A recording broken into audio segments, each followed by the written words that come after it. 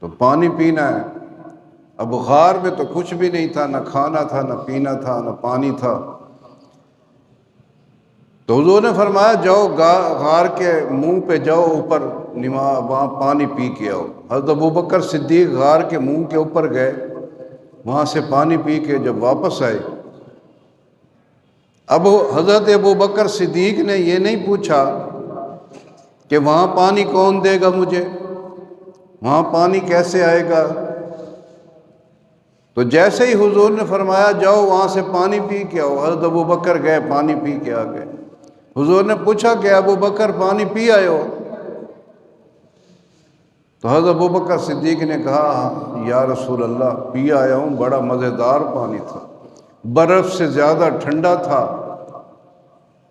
دودھ سے زیادہ سفید تھا، شہد سے زیادہ میٹھا تھا، ایسا لذیذ پانی میں نے پہلے کبھی نہیں پیا۔ یہ کہاں سے آپ نے پانی منگوایا؟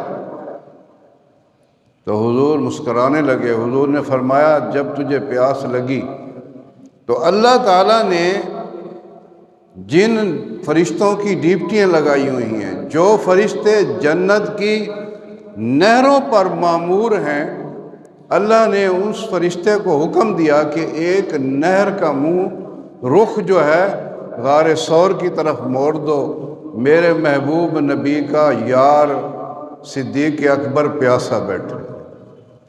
تو یہ جنت کا پانی تھا۔